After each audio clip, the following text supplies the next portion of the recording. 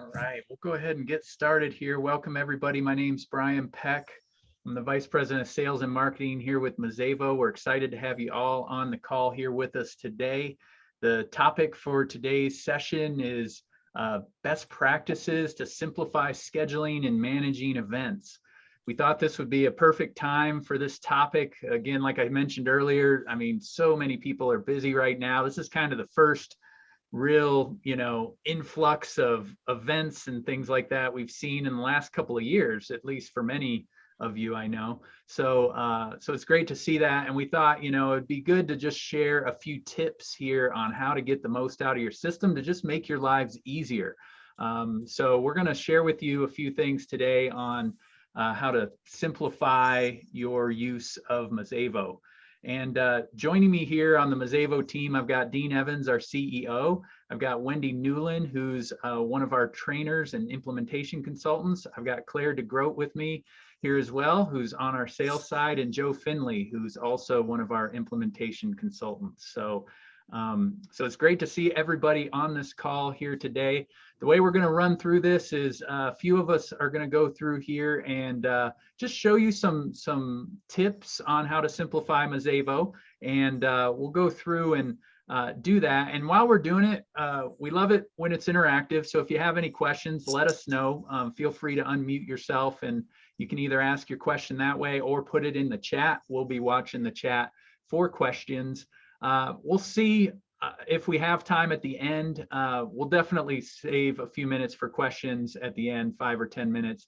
But we're going to see how many of these things we can get through with you all on the call here today. And and if there's anything else, also too, if there are other Mazévo topics that you would like us to cover here in Mazévo Connect in upcoming months, we typically do these about once a month. And we're always looking for topics, things that resonate with people. Sometimes we have other customers present on how they use different aspects of Mazévo. Sometimes, like today, it's us here on the Mazévo team sharing tips and tricks. But if you have any thoughts or ideas on that, we'd love to hear what those are. Put those in the chat or send me an email afterwards.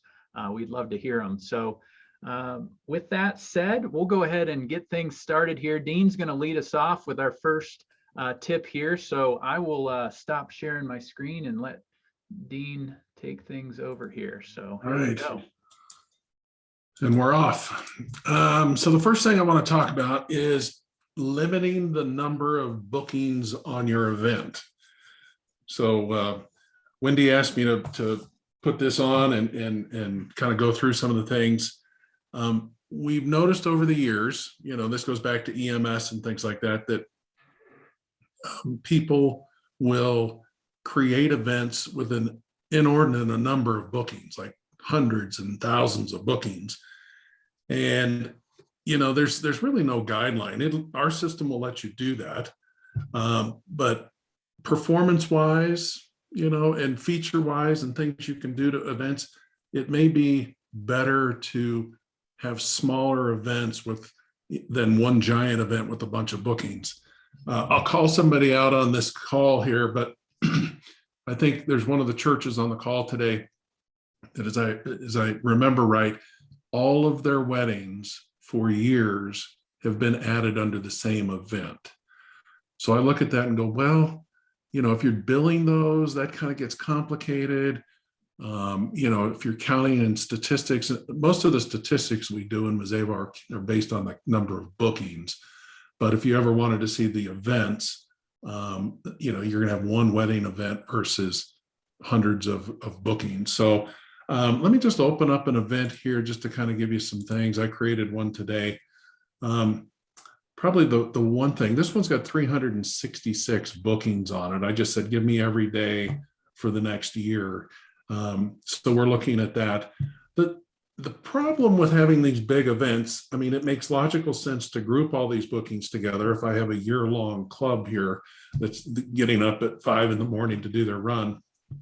But, from an academic perspective, you might want to break this up into terms or months or seasons. So you can say, well, here's the fall running club versus the spring running club versus this this big monolith of 360 something bookings. So so just kind of use your best judgment. I mean, obviously it let me do this, right? But performance wise, if I need to start editing this event, it kind of becomes a little cumbersome to start selecting things out of here. So if you have a really big event, you're looking at it and go, gosh, I wish I could break that up. Probably the one tool that I would point you to is move bookings. So if I come in here, and again, you can just select any of these bookings you want. I could select them all, which wouldn't really do much, but you go over here to move, and this is going to say, do you want to move these to a new event or to an existing event? So what this really will do is it's going to peel off those 4 bookings, copy everything over, and put them in their own event. So the number of bookings in the system's the same. So if you're counting things, everything's the same. It's just you now have a smaller event to deal with. So, so the move is a great tool for that.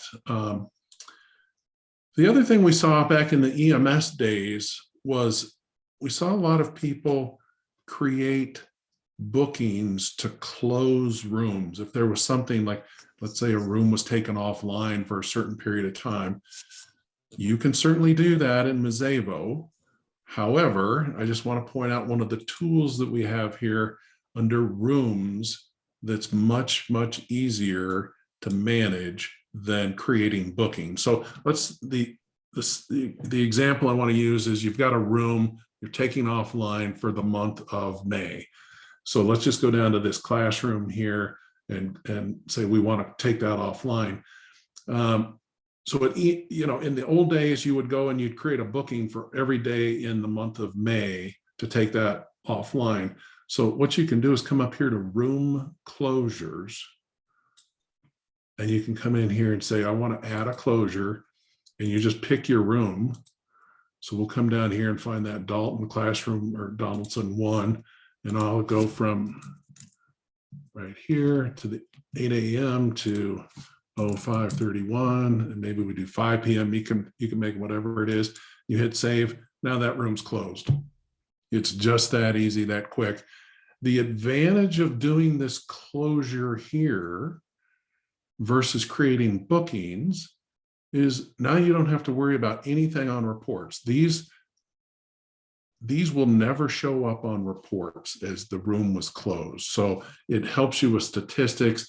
The way you would do that today, if you didn't know about room closures, you would probably create bookings for the month of May in a special status. And then you have to make sure that you don't include that status on your daily operations report or things like that, or in statistics. So just kind of some helpful little tips there on that. If you wanted to close a whole building, you'd probably want to use building hours to close a building for at least a day or a week or a period of time. So again, that's pretty easy to do. You can come in here and pick a date range and then say, I want to close it. And you can close it within, on Mondays between the start and end date, Tuesdays, whatever days of the week are checked here. So you can use building hours to do the same thing. Now, I mean, obviously taking a building offline for a month is something completely different than a single room, but let's see. Another way to kind of cut down on the number of bookings is you could create this kind of a creative way to do it. You could create a combo room of all of the rooms in a particular building and then just book the combo room. And that way, instead of, if you had 50 rooms in your building, now all of a sudden your event has one booking in the combo room, and that closes all of those other rooms. So there's another technique there. Combo rooms aren't counted against your license or anything, so you can have as many of those as you want. But so anyway, that's all I had on this first topic. Does anybody have any questions or anything on that? Okay. Well, I'll jump back over here. Brian, I think. All right. Yep. I'll jump in next here. Thanks, Dean. Let's see. I'm going to bring my screen up here. So let's do that. All right. So what I'm going to talk about for a few minutes is statuses up here. And statuses, I think most of you on this call probably know what statuses are, at least in the way that we use them here in Mazévo. Statuses are basically the state or the condition that the event's in. Some common statuses, I'll just show you mine in my little sample system here. You know, things like canceled, confirmed, conflict, request, tentative. Those are some common statuses that we see. Now, my tip for you all today is to think about the number of statuses that you have in your Mazévo system and really think about that critically and go, do we really need all of those? Because what we see happening, I mean, I've seen some systems that have upward of 20 statuses or more in there. And I would argue that if you have that many statuses, you probably aren't really using them all at this point for whatever they were intended for. There's just too many to keep track of that way. So, so my tip would be to limit the number of statuses that you have. I mean, if you can get it down to 5, like I have here, I'd say you're a rock star. Not all of you are going to be able to do that. And really, there is no like best number of statuses here. I mean, we let you create as many statuses as you want, so you can make that list grow and grow if you need to. But there are a few benefits to having fewer statuses rather than a whole bunch of them.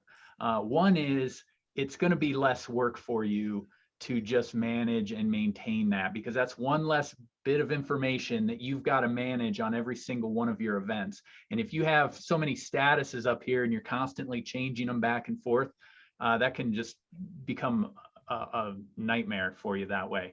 The other one is it creates fewer decisions for every event, right? It's like, which status does this event get? Should it get this status or that status, what have you? It's also much easier to train new people and bring new people on board if you've got fewer statuses and less to explain to them on how to use them, right?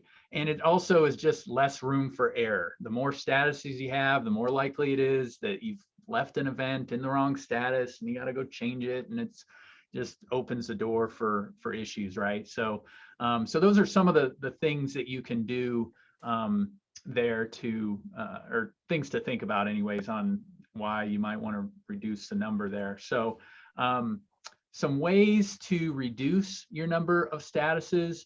The first is just go in and look at your list and decide, you know, really look at those and go, are we even using all of these? And if you're not, if you find that, okay, we don't even use this one anymore, you can go in now, you can try and delete it from Mazévo by just hitting the little garbage can over here. More than likely you'd get some kind of message like this that just says, you know, no, it's used by a whole bunch of bookings like that, right? So what you can do instead is you just click on the status and you just go down here and you hit disabled, and that just pushes it behind the scenes. So it'll just, any events that have that status on them, they're still there and it doesn't harm the event at all, but it just gets that status out of your active list, so you're not having to deal with it anymore. So that'd be my first tip for you there, is just review those. The next one is look at using Mazévo approvals. One of the things we see a lot is people will have statuses in here for like tentative needs AV approval, tentative needs catering approval, needs you know, whatever. And so they'll have different levels of tentative, or maybe it says pending or hold there, but there's just like different levels, right? And so if you came over from EMS, that was actually one of the best ways that EMS had to like manage an approval workflow. And so maybe you have statuses that are still in there because that's just the way it was set up in EMS, and that transferred over to Mazévo for you.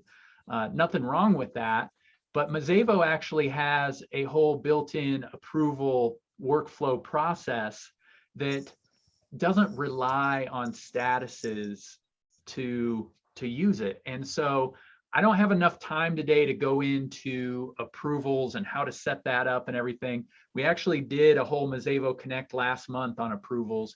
So if you want to check that out, the recording's up on our website. I can send it to you, or just go check our blog and you'll see it there.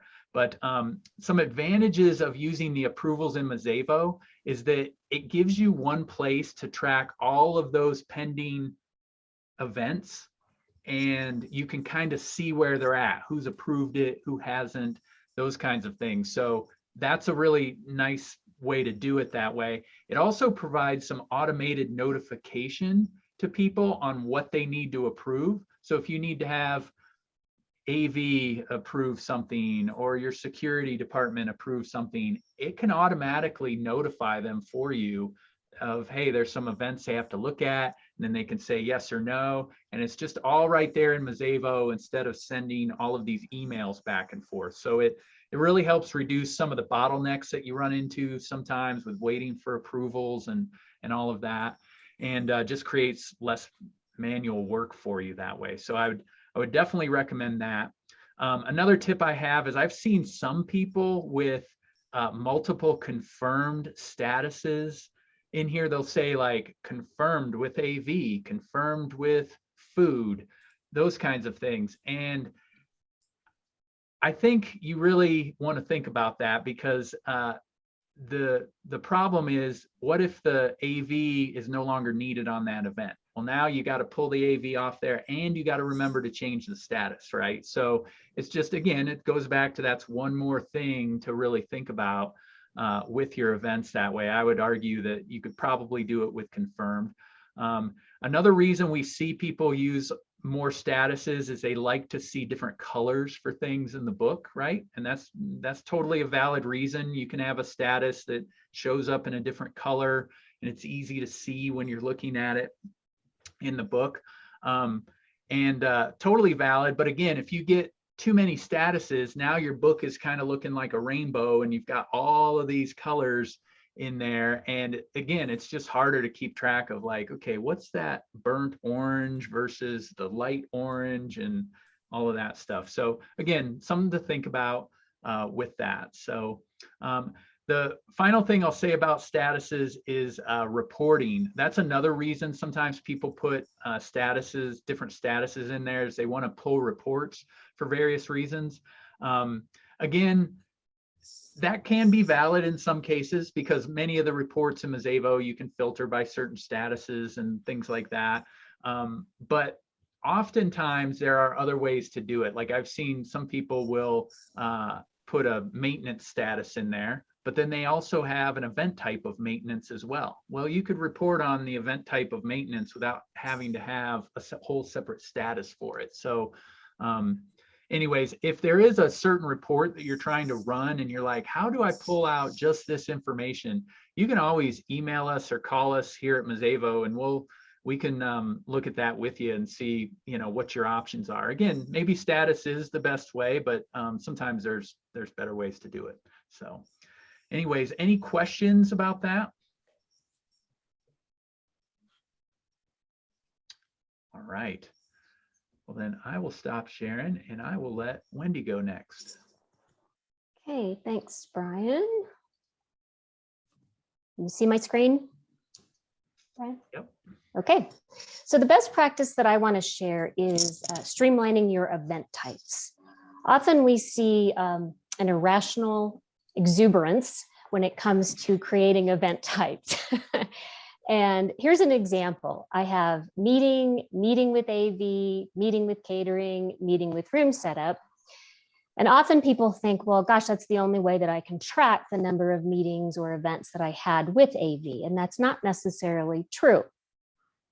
So under reports, analytics, I'm going to analyze my events, my event types, and I want to do all. I want to do it for the month, this month actually. All buildings, I've got my statuses set up that I want selected, but right here is where I can say, well, I want to track my events that had AV. All organization types, and click on run. All right, so there's a graph, but if I drill into my data, I can now see, well, I had 13 meetings that had AV, 5 classes, 4 programs. So I didn't really need that event type called meeting with AV. Okay. The next thing that we have seen is an event type of a who. So for example, I have ministry program, student organization program. And the thinking is, well, I need that to track the number of student organization programs I had. Again, not necessary, because under the reports, analytics again, and I'll do my event types, date range, confirmed. Now I want to see all the service providers, right?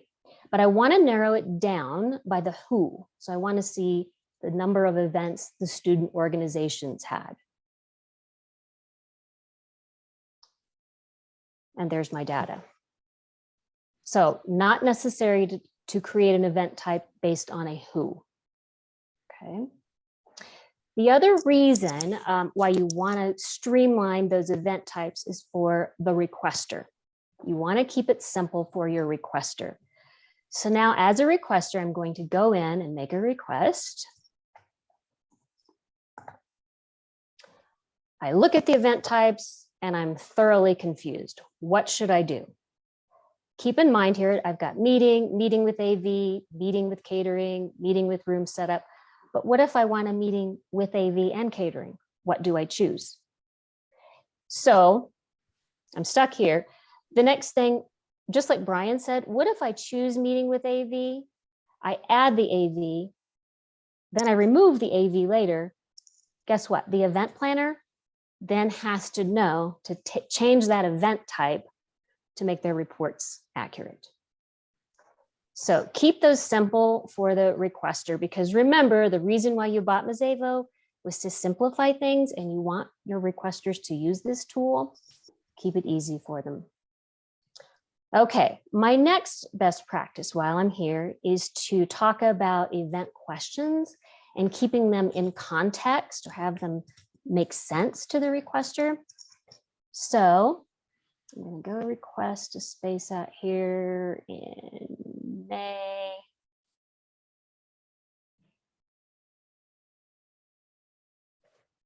And let's see here, what do I want?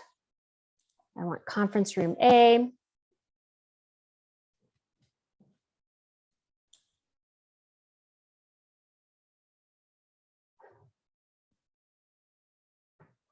And I'm going to select some AV. All of a sudden, I'm to the questions. And you are asking your requester, do you need AV? You don't need to ask them that. They've already requested the AV. So it's out of context. Now, let's assume that you didn't expose the AV and you do need to ask this question. So you expose the question and they answered, no, I do not need it. But you still have this question, what kind of AV? So now they have to answer NA or something like that. What you could do is create a dependent question. So here's what we call a dependent question. Do you need AV? If they answer no, nothing happens. If they answer yes, another question pops up. What kind of AV? So that's a dependent question. The next thing that I want to point out here is questions that don't make sense. Like I've got this question here, have you hired a lifeguard? And remember, I requested a conference room. So think about creating a question based on location. So here's what I mean by that. And the event questions, the lifeguard question, instead of making it always, base it on the location. And in this case, I would make it just for the pool. So the tip here is make sure that the questions make sense, that they have context, and then make sure that you log in as a requester and experience what your customers are experiencing. Test it out. Any questions? Okay, I think it's back to Dean, right? Yep. Okay. All right. The next tip that we have for you today is about security groups. So let me go into settings here. So under security policies, if you're running, there's two ways that you can run this, and one is advanced and one is standard. So we're going to show you this in the advanced mode. The idea is in advanced, you can come in and create your policies that we're seeing here, but then you can actually have these sub policies. So if I look at this faculty and staff, there are 4 sub policies, and let's go in there. If you're not on advanced, you may read the KB article on security policies, and it kind of describes it, and we can turn this on for you. It's really easy to turn this on. It kind of gives you some more granularity, but with that granularity comes more complexity and the opportunity to over configure your system. So that's kind of what I want to point out here today is, if we're looking at this policy for faculty and staff, what we've done is we've subdivided it into 4 different areas. So we've got athletic spaces, breakout rooms, classrooms, and conference rooms. And so if we look here on the room tab, you're seeing, well, here's all the rooms, and here's the room type and what security group. That's one of the 4 things we just looked at on this tab. Which room belongs to which one of these groups. So a room can only belong to one of these, okay? So when we look over here, we can see, oh, well, here's all my classrooms, right? And I'll sort that and say classroom. Let me just show you here, classroom. So here they are.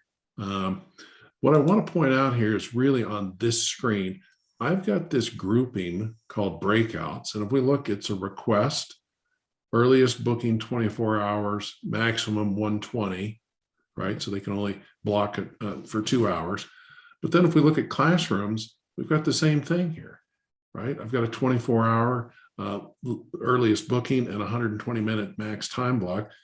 I don't really need 2 of these. I can assign all of those breakout rooms and classrooms to just a simple security group. Why does this make a difference? It really doesn't. The reason you'd want to try to tighten this up and have as few of these as possible would be when somebody calls you and says, I can't get that room, why is it not available? Okay. Then you're going to have to come in here and start hunting and pecking through these security groups to figure out, well, why didn't my room show up? So you'd have to go here. So if they were expecting some classroom, you'd have to go here in this list, figure out, well, here's Jacobs 102. It's in the classroom group. Come back over here and kind of decode it. So it's just from a, trying to figure it out why there's a problem and having more of these. Again, there's no limit to the number of these security groups you can define. It's just the more you create, the harder it is to kind of debug any issues if one of your requesters is calling you saying, why can't I have that? But again, just trying to keep it simple. So, but that's my tip here for you. Again, if you're in standard and everything's working fine, you don't need to change anything. If you needed more granularity in your policies, you could certainly call us and we can kind of walk you through the steps of how do you convert to this advanced. There's some advantages here. So if you have rooms that have different rules and timeframes, that's why you'd want to use advanced so that you can kind of separate things out. If all of your rooms play by the same rules, that's what standard's all about, and that'll work just fine for you. So anybody have any questions on that? You guys are a quiet group today. All right, I'll jump in now. So let me bring this up. Okay. So the tip I'm going to share is how to limit the number of global administrators in your system. We see this so often where it's kind of like everybody's either a requester or they're a global administrator. So, and it's almost like there's no in between. And the reason we hear for that so often is because it's like, I'm not sure how to set the security up right, or I don't want to give them the wrong thing or whatever. So here's an easy way to think about it. I'm going to go into my users right here, and I just click on users. So I've got in my little test system here, I've got about 20 users that I'm managing. The first tool I want to point out is you've got this filter by role up here. This is your friend. This is how you can go in and find all of your global administrators or everybody that's, has operations or is a requester or whatever you're looking for. So if I come in here and I say I want to look at my global administrators, I just pick global administrators. And in my case, I have 9.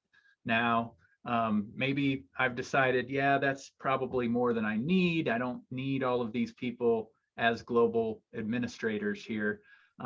So let's just go in here. I'm going to click on Christopher. And if we look at his security, notice global administrators checked right now. Now this is going to change when I uncheck it. Event coordinator is going to go away and you'll see a couple of other options. This tab right here under security, this is where most of the heavy lifting's done with your user security, because people, I would say most of your users, not all of them, but most of them are going to fall into one of these 3 categories. They're either a global admin, which again, our recommendation would be you have a small number of those.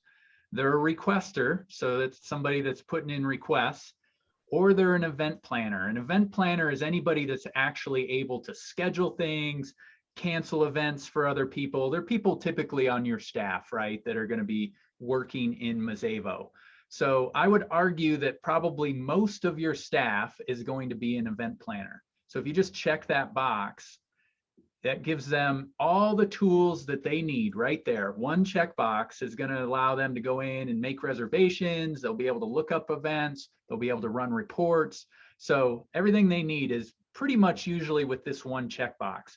And then the only other way you need to fine tune it is decide, can they create events in all these buildings, or do you want to just limit them to a couple or whatever it is, right? So, but you can give them all the buildings and then they can create events everywhere. But that's pretty much it. If you, the other option you have is you can give somebody view only. So think of, if you've got a hospitality desk, a front desk, something like that, where people just need to look up things, view events is great because they can't make changes to stuff. They can only view things that way. So, so again, most of your security are these 3. The other little hint for you, this event coordinator, this is not a security role. This is simply informational. This is saying, hey, Christopher here in this case, Chris is a event coordinator. So his name would show up on confirmations and things like that, but it doesn't have anything to do with security.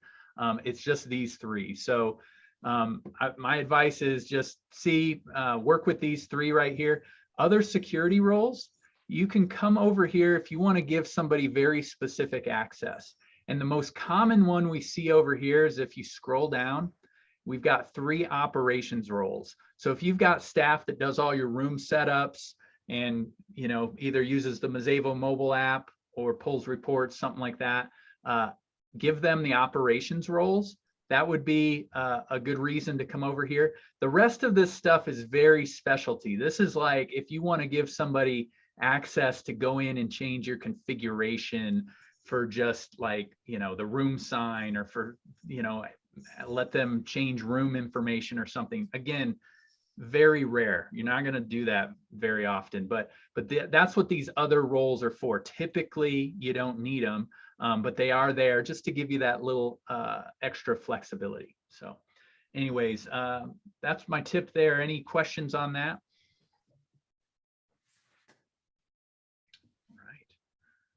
Things moving. We'll flip it over. I think Wendy, you're next, right? Yep. Okay. Okay. So as everybody can tell, the theme of the day is to keep things simple. Can you see my screen, Brian? Yep. Okay. So my best practice is limiting pricing plans. So here you can see I have a pricing plan: external, external for profit, external not for profit. If you are charging the same for all 3 of these, you can just use external. Here's what I mean by this. Sometimes people confuse these with organization types, and they think that they need a separate pricing plan for the different kinds of organizations, but you don't. So if I go to manage pricing and I look at external, I can see, yep, same price here. Okay, now I'm going to go to external for profit. All the same.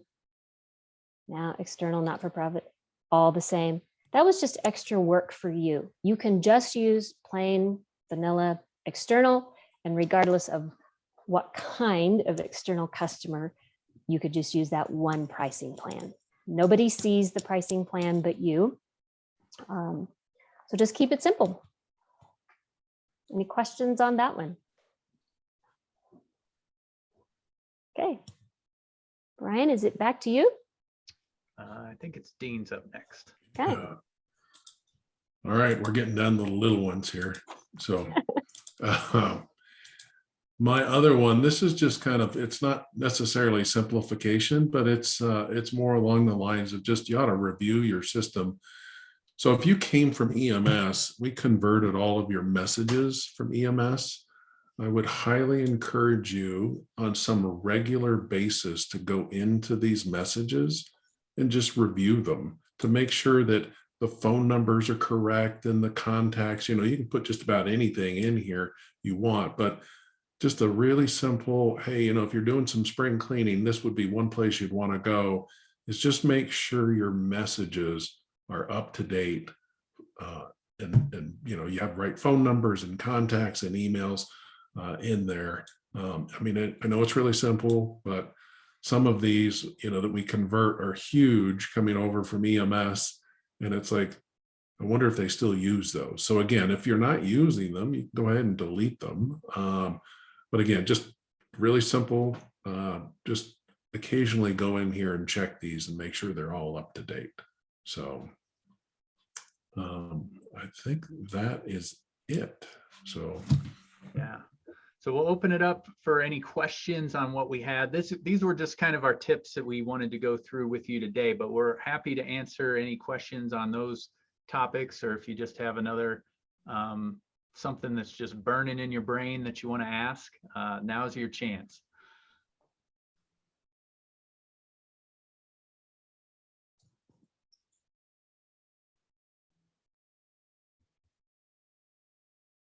There are some questions in the chat. Did we answer all of them? Let's see. Yeah. Deb, you had a question about if somebody wants to access a couple of rooms. So yes, you can use security policy to limit somebody to a couple of rooms there, if that's what you were asking about. So when Dean was showing you the security policies, that is how you do it. You can say that security policy has access to these rooms, and then you apply it to all the users that have access to those rooms. So.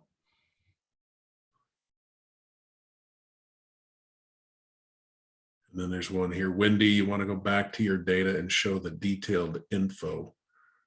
Sure. So, I guess that was on the analytics report. Yeah, maybe. Okay. Deb, if you want to unmute yourself. Sorry, Wendy, can you hear me? Yeah. Yeah, when you brought that report up, Sure. and it showed just the data on the AV for the recognized student organizations, can you just show what, like dialing in? Because a lot of times we'll get to the data, but we want to know, like you just click on the 13. That's what I want people to see is. Yeah. Yep. There you go. Yep. That's what I wanted. Yeah. On the you can verify recording. that and take a quick. Oh, yep. You can take Thank a quick look at those 13 meetings that had AV. Thanks. Mm-hmm. Yeah, and then Chris, you had a question about the calendar manager security role. So when I was showing the security roles up there, what does calendar manager get you? Here, let me show you.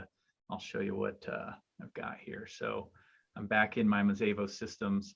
If we go back into the security roles, I'll just kind of, here's a simple way to decode these and what's going on. If we look back at our example here, I don't know if this was the one, but either way, we'll go under security, other security roles. You're going to see here that under these configuration, they have a role called like event administrator, facility administrator. And you were asking Chris about the calendar manager right here, calendar manager. Those roles there are configuration, facility manager, event manager, academic services, etc.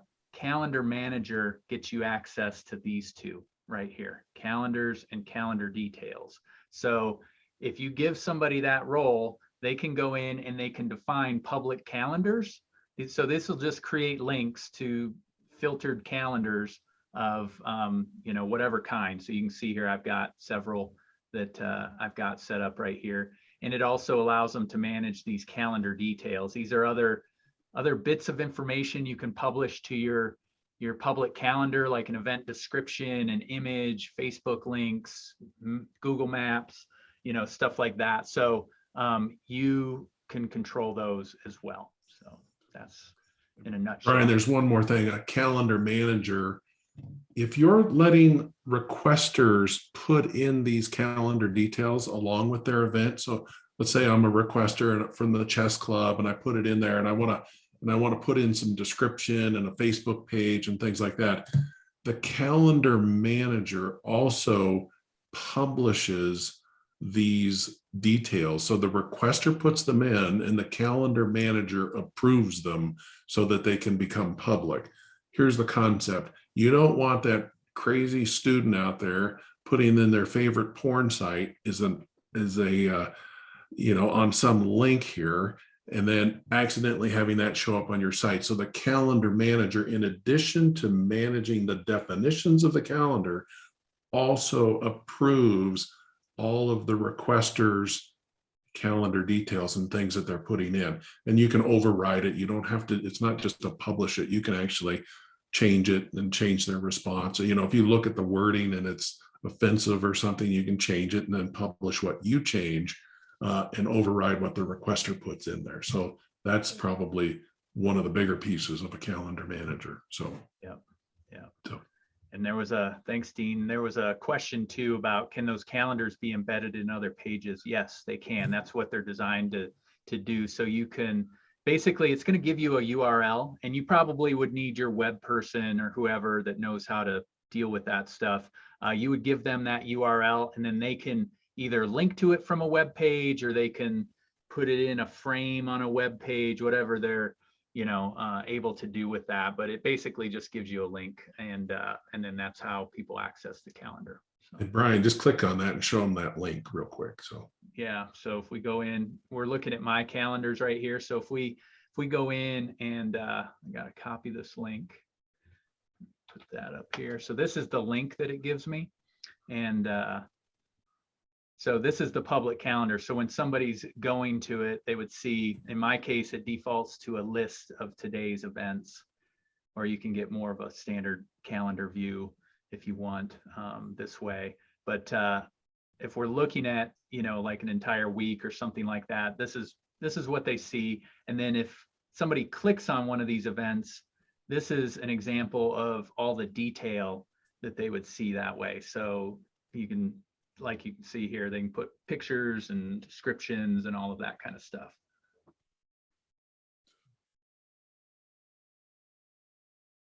looks like Deb wants to see how you unsplit something. So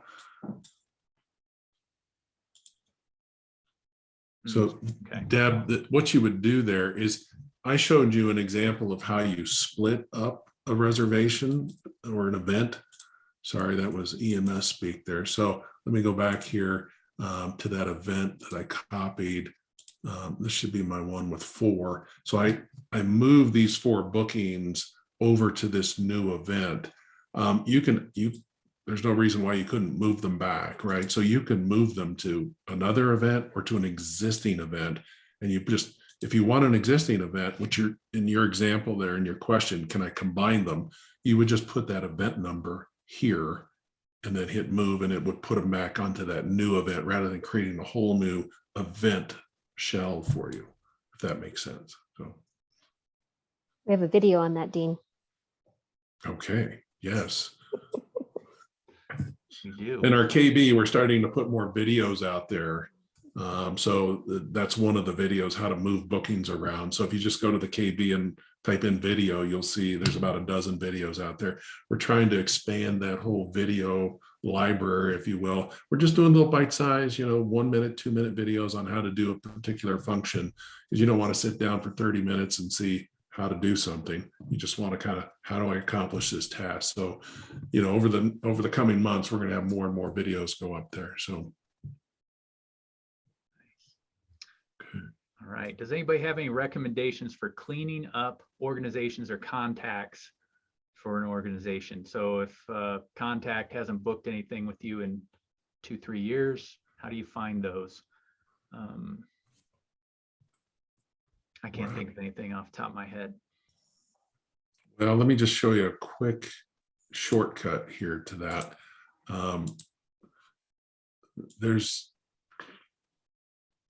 Well, I guess is what I would do is say you could go here. This isn't the greatest example. This is, but you could come in here and look at this and say, Advertising Association. This button right here allows you to view all of their events that they've got here.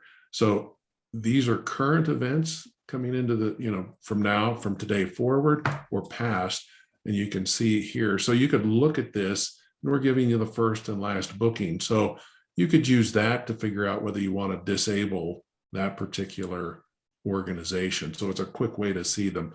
The other thing you can do from here, just in case you didn't know it, if I want to go look at that weekly review, I can just click on it and it will open that event for me. So some people like to manage their things, you know, from the organization level. You can do it that way. You can do that same thing for contacts.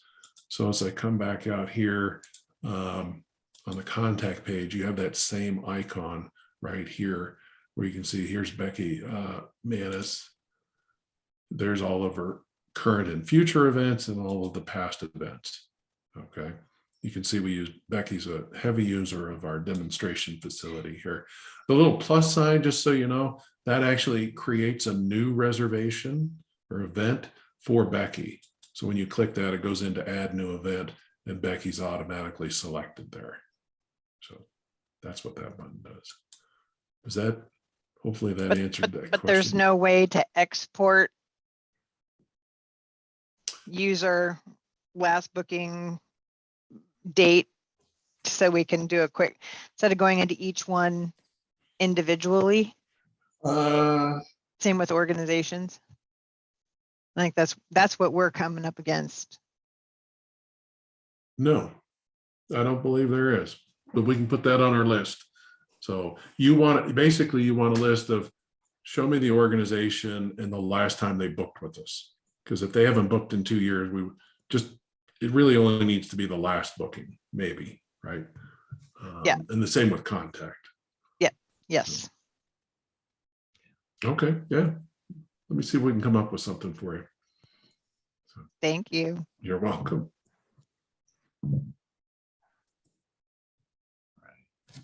Some good questions there, putting us on the spot. It's good. So anybody else before we wrap things up here? This is your golden opportunity.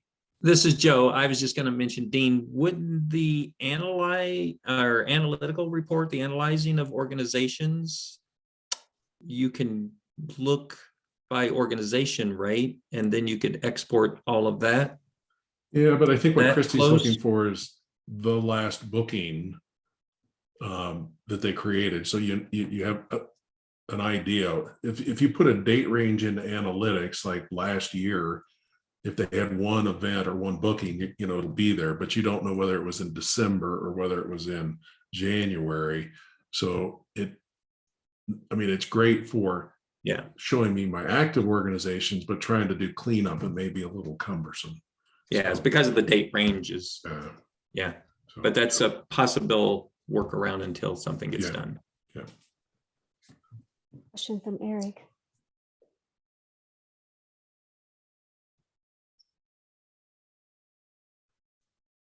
How can you get the notations on resources to show on invoices? So you want notes to show on your invoice? I think that's what you're asking for there. There is a little checkbox that is going to be your friend here. So if you go to your invoicing department and Faber University, over here under printing options, let's see. No. See, you stumped me. I'm looking for my little checkbox here.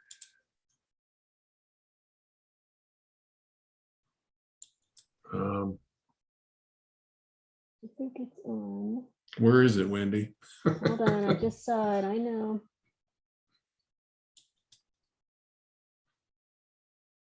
Might be on the service provider. Okay, you stumped us. Yeah, it's on the service provider. Show notes on invoice. Oh. So here, if you had AV, there we go. There it is.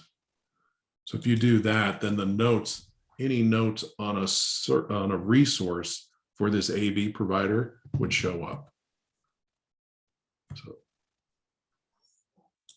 and then you can also kind of, I think over here, if you mark, if there's it's not the same thing, but this internal flag here, if you mark that as internal, anytime you use this 8-foot table, it's not going to show on a confirmation or an invoice, but it would show up in manage operations and your daily operations report. So again, you certainly couldn't price it. You can't put a price on something that's marked as internal because it would never show on an invoice.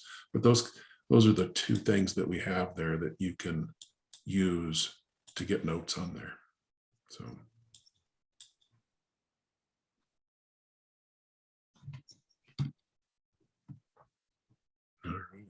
All right.